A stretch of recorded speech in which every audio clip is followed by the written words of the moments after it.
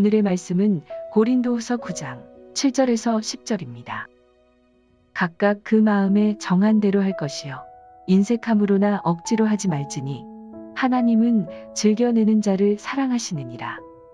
하나님이 능히 모든 은혜를 너희에게 넘치게 하시나니 이는 너희로 모든 일에 항상 모든 것이 넉넉하여 모든 착한 일을 넘치게 하게 하려 하심이라.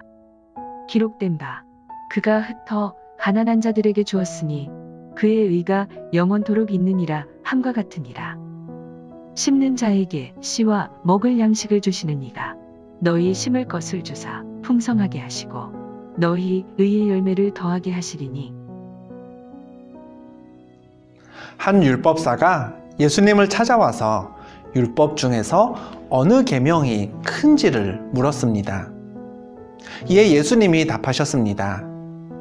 내 마음을 다하고 목숨을 다하고 뜻을 다하여 주 너의 하나님을 사랑하라 하셨으니 이것이 크고 첫째 되는 계명이요 둘째도 그와 같으니 내 이웃을 내 자신같이 사랑하라 하셨으니 이 두 계명이 온 율법과 선지자의 강령이니라.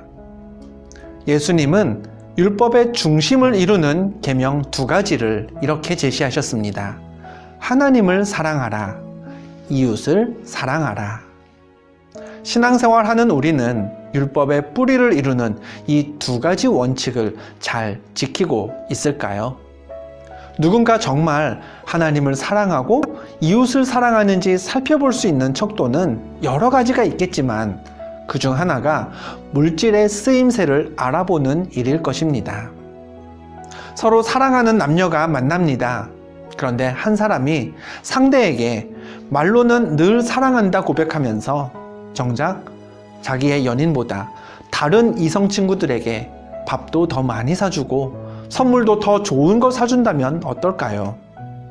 물론 그 한 가지 사실로 상대방의 사랑을 판단할 수는 없지만 사랑한다는 상대의 말에 의구심을 가져도 이상하진 않을 것입니다. 우린 어떤가요? 매일같이 땀 흘려 번 그 귀한 물질을 우리는 하나님을 위한 일에 얼마나 사용하고 있습니까? 또 이웃을 위해서는 얼마나 지출하고 있을까요?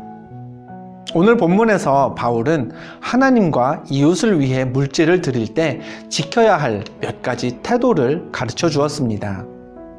각각 그 마음에 정한 대로 할 것이요 인색함으로나 억지로 하지 말지니 하나님은 즐겨내는 자를 사랑하시느니라. 헌금을 얼마나 드려야 하느냐의 기준은 각자가 상황에 따라 정하면 된다고 했습니다. 내키지 않는 마음, 억지로 하는 마음이 없도록 흔쾌히 즐겨내는 자가 되어야 한다고도 말했습니다. 그러면서 바울은 이렇게 덧붙였습니다.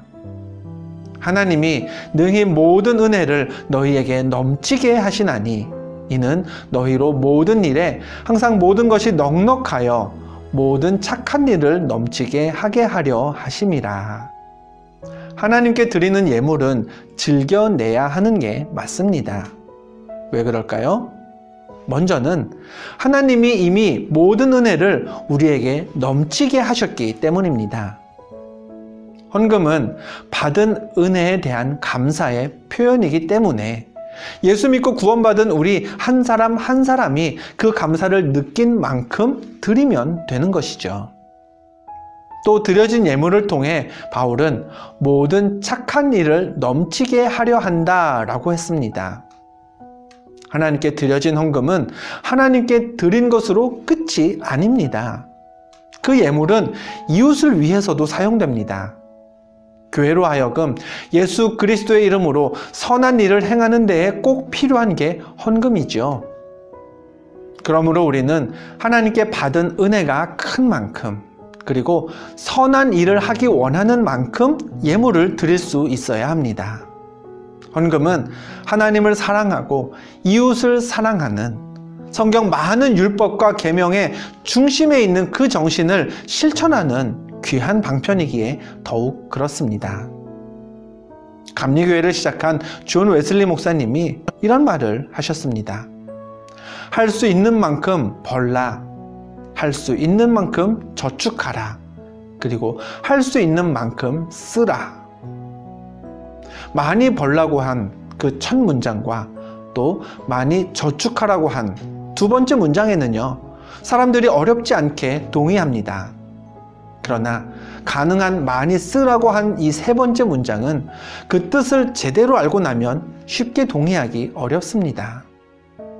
웨슬리 목사님이 할 수 있는 만큼 써라 라고 했을 때의 그 쓰는 것, 곧 돈의 지출은요, 자기 즐거움을 위해, 자기의 유익을 위해 사고 싶은 것 다 사고 즐길 것 다 즐기면서 그렇게 쓰라는 게 아닙니다.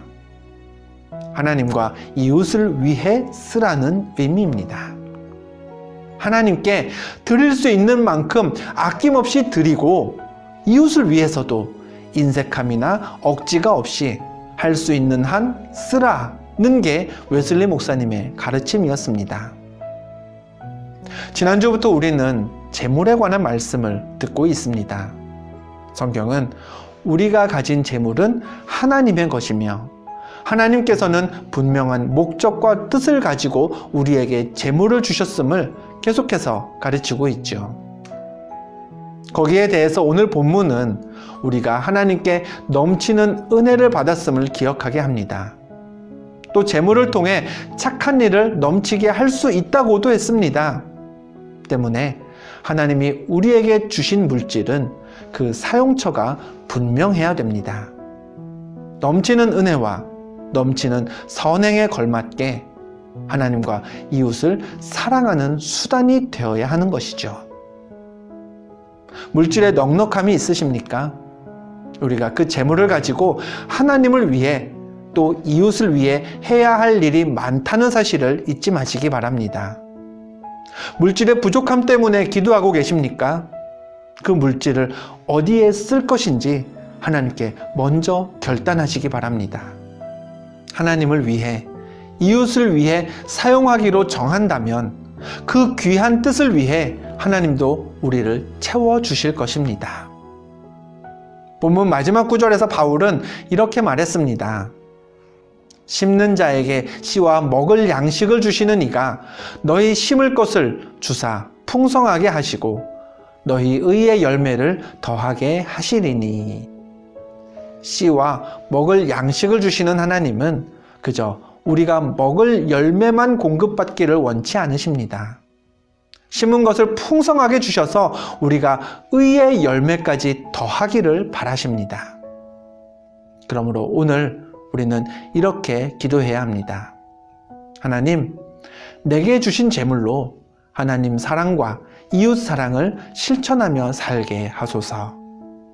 하나님이 내게 넘치게 하실수록 내가 의의 열매를 더하는 사람 되게 하옵소서.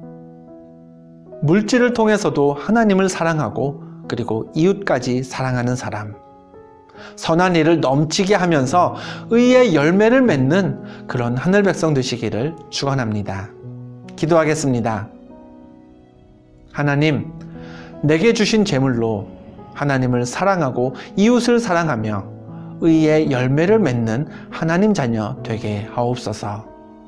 예수 그리스도의 이름으로 기도하옵나이다. 아멘.